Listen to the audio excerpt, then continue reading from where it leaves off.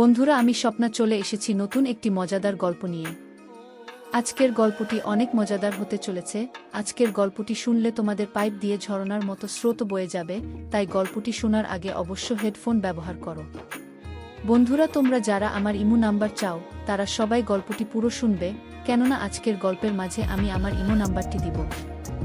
আর হ্যাঁ, শুধুমাত্র যারা চ্যানেলটি সাবস্ক্রাইব করবে তাদেরকে আমার ইমো নাম্বার দেয়া হবে। তাহলে চলো আজকের গল্পটি শুরু করি। কি করছিস তুই এসব? তুই কি ভুলে গেছিস আমি তোর বড় বোন? আপু, আমি আজ তোমার কোনো কথাই শুনবো না। রাতুল, তুই আমার ভাই, আর ভাই বোন কখনো এসব করতে পারে না। চুপ থাক, তুই আমার বোন হ আর যাই হোক, আজ আমার মাথা নষ্ট। আমি আজ কোনো বাধা মানব না। তারপর আমি আমার ছোট ভাইয়ের কাছ থেকে কিছুতেই রেহাই পেলাম না। আমি যখন ঘুমিয়ে পড়লাম তখন আমার বিছানায় এসে আমার সাথে যা করলো তা শুনলে তোমাদের মাথা ঘুরে যাবে। তাহলে আসল ঘটনাটি শুরু করি। আমার নাম রাতুল, আমি খুবই একটা স্মার্ট ছেলে। ছোটবেলা থেকেই আমি আমার বড় বোন নিপার প্রতি দুর্বল। সব ভাই বোনের মাঝে আমি বড় বোনকেই বেশি পছন্দ করি। বড় ভাই, মেজ বোন, ছোট বোন আর ছোট ভাই সব এক দলে থাকলেও আরেক দলে শুধু সেজ ভাই, আমি আর বড় বোন নিপা থাকি। সব মিলে আমরা 4 ভাই আর 3 বোন। বড় 3 ভাই, তারপর 2 বোন, তারপর ছোট ভাই আর ছোট বোন। আমি মেজ, আমার বয়স এখন 21 বছর। আর বড় বোন নিপার বয়স এখন 22 বছর। এ কাহিনীর শুরু আমাদের জন্ম থেকেই। আমরা গ্রামের বড় জমিদার ঠাকুর বাড়ির বড় ছেলের ঘরের ছেলে মেয়ে। ছেলে মেয়েদের মাঝে ছেলেবেলা থেকেই সবচেয়ে সুন্দরী নিপা আপু, আর তার সবচেয়ে বড় ভক্ত আমি। সে যেখানে যায় আমিও তার পিছে পিছে যাই। সব বাচ্চাদের সাথে ওর জন্য মারামারি করি। এমনকি বাড়িতে বাকি ভাই বোনের সাথেও দুজনে দল পাকিয়ে ঝগড়া করি। নিপাকে শাসন করলে বড় দাদাদের সাথে আমার মারামারিও বাধে। নিপার যে কোনো কথা আমি ফেলতে পারি না, সব বায়না মেটায়। আর বড় হয়ে আমাকে নিপা ছেলেবেলা থেকেই শাসন করে। কিন্তু বড় হবার সাথে সাথে আমার এই বোনের প্রতি এক অন্যরকম ভালোবাসার সৃষ্টি হলো। দিনে দিনে নিপা যেমন সুন্দরী হতে লাগলো, আমিও তাকে দেখে অবাক হতে লাগলাম। যে বয়সে আমার বন্ধুরা পাড়ার অন্য মেয়েদের নিয়ে ভাবত, সে বয়সে আমি নিজের বোনকে নিয়ে ভাবতাম। অবশ্য পাড়ার বেশিরভাগ পুরুষের নজরেই নিপার রূপের উপর পড়ত। কিন্তু ভাই বলে আর সব ছেলেরা যেমন প্রকাশ্যে কোনো মেয়েকে নিয়ে নোংরা কথা বলতো কিংবা প্রকাশ্যে মেয়েদের দিকে তাকাতো, তেমন কিছু আমি করতে পারতাম না। বরং কোনো ছেলে তার বোনের দিকে নজর দিলে পরে তাকে ভালো করে ধোলাই করতাম। মেয়েরা ছেলেদের আচরণ বেশ ভালোই বোঝে। নিপা আমার এই নতুন পরিবর্তন ধরতে পারেনি। তা কিন্তু নয়, সে বোঝে আমি তার এতটাই ভক্ত আর তাকে এতটাই ভালোবাসি যে তার প্রেমেও পড়তে পারি। কিন্তু এই প্রেমের কোনো সমাধান নেই, কারণ সে আমার বোন। আমার বোনের হাতের রান্না ছাড়া আমি ভাত খেতে পারতাম না। বোন হিসেবে অনেক ভালোবাসি, তাই বেশি কিছু আশা করি না। বরং ওর মতো একটা বউ হলেই হলো আমার। যদিও তা আমি আর কোনোদিনই খুঁজে পাচ্ছি না। দেখতে দেখতে নিপা কলেজে উঠে গেল, আর নিপা আপু দিন দিন সুন্দরী হতে লাগলো। এদিকে আমাদের এই এলাকায় জাতিভেদ যুগ যুগ ধরে এক বড় সমস্যা। আমি এই জাতভেদের বিরুদ্ধে রুখে দাঁড়াই, বামপন্থীদের পক্ষে চলে যাই। ফলে আমার সাথে জমিদার ঠাকুরদার বিরোধ বাঁধে। এরপর আমার বাপ ভাই সবাই আমার বিরুদ্ধে চলে যায়। ঠাকুরদার চাপে আমি বাবা মাকে ত্যাগ করতে বাধ্য হই। আমি মা, মাসি, বোন আর বড় বোন নিপার কাছ থেকে বিদায় নিয়ে কলকাতা চলে আসি। এখন আমি সেখানে বিশাল বড় কোম্পানির ম্যানেজার।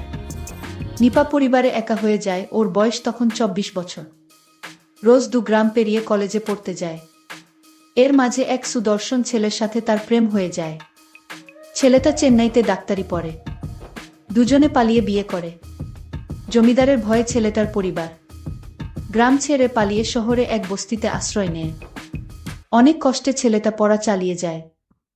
1 বছর পর জমিদারের লোকরা একদিন ওর জামাইকে ধরে ফেলে। ওরা নিপার বাবার নির্দেশে ছেলেটার 2 পা মেরুদণ্ড ভেঙে দেয়। নিপা তখন 9 মাসের অন্তঃসত্ত্বা। ছেলেটাকে বাঁচাতে যে চিকিৎসার প্রয়োজন তা দেবার সামর্থ্য তার পরিবারের নেই। এমন বিপদের দিনে সে একজনকেই চিৎকার করে ডাকতে পারে, তার ছোট ভাই অর্থাৎ আমাকে। স্বামীকে নিয়ে বোন কলকাতা আসে, আমাকে খুঁজে বের করে। আমি বোনের এই কষ্ট দেখে পাগল হয়ে যাই। আমি ওর স্বামীর চিকিৎসা করাই। কিন্তু আমার বোনকে স্বামীর পরিবার সহ একটা বস্তিতে থাকতে দেখে ভীষণ কষ্ট পাই। কিছুদিন পর নিপা মা হয়, তার স্বামীও একই হাসপাতালে বাঁচা মরার লড়াই করছে। তখন নিপার স্বামী বেঁচে উঠলেও চিরতরে পঙ্গু হয়ে যায়। আমি বোনকে বাচ্চা সহ আমার নিজের এক বাড়িতে চলে আসতে বলি, কিন্তু নিপা স্বামী ছেড়ে কিভাবে আসবে? তাই পঙ্গু স্বামীকেও বোন সাথে নিয়ে আসতে চায়। আমিও মেনে নিই নিপার কথা। নিপার স্বামীর শরীর ভেঙে যায়, সুঠাম শরীর ভেঙে হাড়-ডিসার হয়ে যায়। অবশ্য কিছুদিনের মধ্যেই নিপা আবার তার স্বাভাবিক সৌন্দর্য ফিরে পায়, বরং দিনে দিনে তার রূপ আরও বাড়তে শুরু করে। কিন্তু বোনের স্বামী পঙ্গু হবার পর ওর জীবনের সব আনন্দ যেন শেষ হয়ে গেল। জীবনটা দুঃখে ভরে উঠল। একে তো শ্বশুর কুলে কেউ নেই যে আর্থিকভাবে সাহায্য করতে পারে, অন্যদিকে পঙ্গু স্বামীকে বিছানায় খাওয়া দাওয়া, টয়লেট করানো। আমার বোনের মনটা দুর্বল হয়ে গেল, তার আনন্দ ধূলিসাৎ হয়ে গেল। এদিকে আস্তে আস্তে আমার দৃষ্টি পড়ল আমার বোনের দিকে, বরং গ্রামে ফেলে আসা সেই কিশোরী বোনের চাইতে। এখন আমার বোনকে অনেক সুন্দর লাগে, কিন্তু মনের মাঝে অনেক দ্বিধা কাজ করে। এই দোটানা কাটিয়ে অবশেষে সিদ্ধান্ত নিয়েই ফেলি, যা হয় হবে। একবার বোনকে এইটুকু নিশ্চয়ই আমি আদায় করতে পারবো বোনের কাছ থেকে। এটা করে আর ওর কোনো ক্ষতি হবে না, বরং ওকে সহ ওর বাচ্চাকে স্বামীকে ভরণ পোষণ করার গুরু দায়িত্ব যখন আমি পালন করেছি, তাই আমি বিশেষ কিছু দাবি করতেই পারি। আমি ভেবে নিলাম আমার বোনকে আমি বলবো আমি তার কাছে কি চাই। আমি আমার বোনকে বলতেই হবে, তাছাড়া আমার মনকে আমি স্থির করতে পারছি না। নিপার চোখে আমার এই পরিবর্তন ঠিকই ধরা পড়ে, কিন্তু আমি এখন তার একমাত্র গুরুজন, তার উপর অনেক দাবি আছে আমার। ছোটখাটো বিষয়ে আমাকে আর কিছু বলতে পারে না আগের মতন। আস্কারা পেয়ে আমি আরও এগিয়ে যাই। নিপা কোনো মতে স্বাভাবিক আচরণ করে। পঙ্গু স্বামীর ঘরে রোগীর ঘরের মতো দুর্গন্ধ, সুস্থ মানুষ এ ঘরে থাকতে পারে না, আর বাচ্চা থাকলে অসুস্থ হয়ে যাবে। একদিন আমি সে ঘরে গিয়ে তা টের পেলাম। তারপর বাচ্চাটাকে নিয়ে অন্য ঘরে শুতে বললাম নিপাকে। ওর স্বামীর জন্য বিশেষ বেডের ব্যবস্থা করা হলো। নিপা যে ছোট ঘরে বাচ্চাটাকে নিয়ে থাকতে শুরু করলো, তার পাশেই আমার বড় স্টুডিও বেডরুম। মাঝে মধ্যে বোনকে ডেকে এনে দুজনে একসাথে টিভি শো দেখি। তখন বোনকে বলি, আমি তোমার কাছে থেকে কিছু চাই, সেই সুযোগের অপেক্ষায় থাকি। এভাবে ধীরে ধীরে 6 মাস পর নিপার জীবন থেকে তার স্বামী রোগে আরও দূরে সরে গেল, একটা বোঝায় পরিণত হলো। বোনের স্বামী এখন একেবারে বিছানা থেকে উঠতে পারে না, দিন দিন রোগে দুর্বল হয়ে গেছে। আমার বোন তখন অসহ্য যন্ত্রণায় ভুগতে থাকে। একদিন বোনকে নিয়ে টিভি দেখতে দেখতে আমি বোনকে বললাম, বোন আমার একটা কথা রাখবে।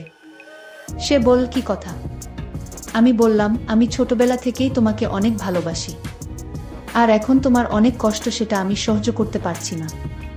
বোন বলল, আমার কপালে যা আছে তাই হবে। আমি বললাম, তোমাকে এভাবে কষ্টে আমি রাখতে পারি না। আমার বোন তখন বলল, এখন কি করতে চাস? আমি বললাম, তোমার স্বামী তো এখন বেঁচে থেকেও নেই, এখন তুমি সব কিছু থেকে বঞ্চিত। আর তাই বলছিলাম, তুমি তোমার স্বামীর সাথে রাতে যা করো আমিও তা করতে চাই। এই কথা শোনার পর বোন ঘর থেকে বেরিয়ে বাচ্চার কাছে চলে গেল। আমার খুব খারাপ লাগলো, নিজেকে খুব ছোট মনে হতে লাগলো।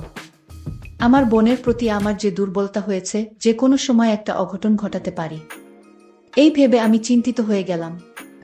বোন না চাইলে তাকে কষ্ট দিয়ে আমি কিছুতেই সুখে থাকতে পারবে না।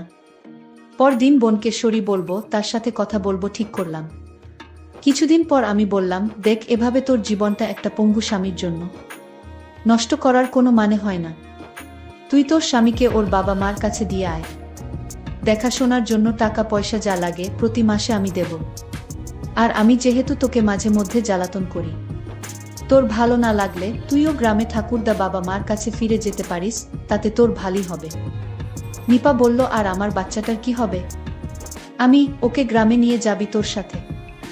নিপা, না না, বাবা মা ওকে অনাথ আশ্রমে দিয়ে দেবে, তারপর আমাকে আরেকটা বিয়ে দেবে। আমি, সেটা খারাপ হবে না, যেভাবে আছিস তার চাইতে ভালো থাকবি। অনাথ আশ্রম থেকে ওকে নিশ্চয়ই বড় কোনো দম্পতি দত্তক নেবে। নিপা, আমি হয়তো ভালো থাকবো, আমার বাচ্চার জীবনটা নষ্ট হয়ে যাবে। খারাপ কোনো লোক নিয়ে চাকর বাকর বানালে কি হবে? আমি সেটা ভাবিনি। আমি আরেকটু বড় হোক, তারপর ভাবা যাবে। নিপা, আমি এখানে থাকাতে তোর খুব অসুবিধে হচ্ছে তাই না রাতুল? অনেক টাকা খরচা হচ্ছে। না, তুই যা ভাবছিস তা না। তুই এখানে থাকলে আমি খুশিই হব, কিন্তু আমার ব্যবহারে তুই কষ্ট পাস এটা আমি চাই না। নিপা, তুই একটা বিয়ে কর না রাতুল। আমি হঠাৎ এই কথা শুনে কাশতে লাগলাম। কেন বিয়ে করব? কেন অন্য কোনো মেয়ে এসে তোকে এভাবে বাচ্চা আর স্বামী নিয়ে নিজের সংসারে থাকতে দেবে ভেবেছিস? নিপা বলল, আমি চলে যাব গ্রামে, বাচ্চাটা কাউকে দিয়ে দেব। সুন্দরী একটা বউ হলে তখন আমাকে না জ্বালিয়ে ওকে জ্বালাবি তুই। আমি চলে যাব, বাচ্চাকে দিয়ে দেব বললেই হলো? এত সহজ? যত সব বাজে কথা। অন্য মেয়েকে দিয়ে আমার হবে না, আমার শুধু তোকে চাই। তুই কি পাগল হয়েছিস? আমি আর তুই ভাই বোন, ভাই বোনের মধ্যে এসব হয় না। হে, আমি পাগল হয়ে গেছি। আমি ছোটবেলা থেকেই আমি তোমাকে অনেক ভালোবাসি। ভাই এসব কেউ বলে না লক্ষ্মী ভাই আমার। তোকে আমি খুব সুন্দর দেখে একটা বিয়ে করাবো। তাও ভাই তুই এখন এসব বলিস না। তুই আমার ভাই। আমি মানি না ভাই আর বোন হোক, আমি তোকেই চাই। নিপা বলল, কি যে বলিস না তুই রাতুল। আমাকে দিয়ে তোর বউয়ের কাজ হবে নাকি? বিয়ে তো একদিন তোকে করতেই হবে। অনেক হয়েছে নে, বিয়ে যেদিন করব সেদিন দেখা যাবে। করছি না তাই তুই তোর বাচ্চাটা নিয়ে এখানে ভালোই আছিস। খাল কেটে কুমির আনার দরকার কি তোর? তোর চাইতে সুন্দরী কোনো মেয়ে আছে নাকি যে বিয়ে করব? নিপা, দেখ রাতুল, আমার সাথে অমন অশব্দ কথা বলবি না। নিপা লজ্জা পেয়ে অথবা রাগ করেই ঘর ছেড়ে বেরিয়ে গেল। ছোট ভাইয়ের এই আবদার আমার আর ভালো লাগে না। আমি যে এখন কি করি? পরদিন রাতুল অফিস থেকে ফিরে বোনের ঘরে গেল খাবার দিতে বলবে বলে। খাবার দে নিপা। নিপা, আসছি রাতুল, বাচ্চাটাকে ঘুম পাড়িয়ে। তারপর বোন আমাকে খাবার দিল। খাবার পর আমি বোনকে আমার ঘরে আসতে বললাম। বিছানায় শুয়ে কি করতে বলবো সেটা ভাবতে লাগলাম। আমি বললাম, আমার মাথাটায় আজ প্রচণ্ড ব্যথা, আমার মাথাটা একটু মালিশ করে দিবা। আমি আমার ভাইয়ের মাথায় মেসেজ করে দিচ্ছিলাম। ভাই তখন বলল, বোন তোর হাতে জাদু আছে, তুই আমার মাথাটা একটু মালিশ করে দিতেই মাথার ব্যথা চলে গেছে। তারপর আমি ঘুমিয়ে গেলাম। রাত যখন 2টা বাজে তখন আমার ঘুম ভেঙে গেল। আমি দেখলাম আমার বোন ঘুমিয়ে আছে।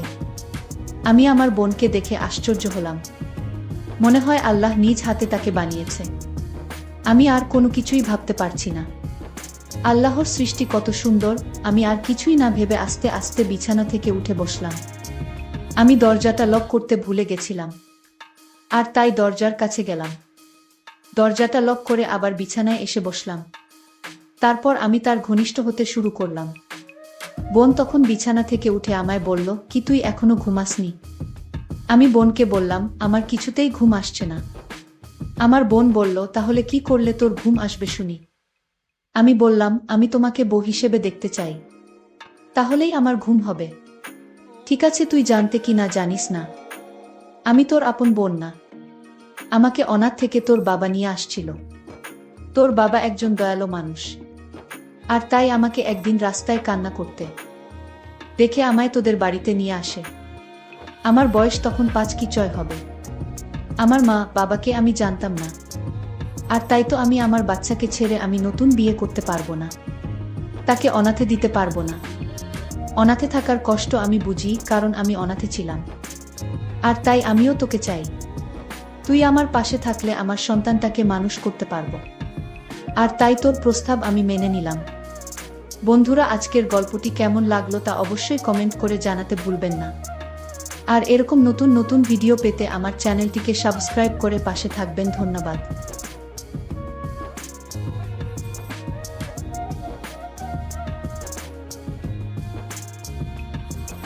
বন্ধুরা, আমি স্বপ্না কষ্ট করে তোমাদের জন্য ভিডিও বানাই, তাই তোমরা পুরো গল্পটি প্রথম থেকে শেষ অবধি দেখবে। যারা নিয়মিত আমার চ্যানেলের ভিডিওগুলো দেখবেন এবং শুনবেন তাদেরকে আমার ইমো নাম্বার দিব পরবর্তী গল্পে।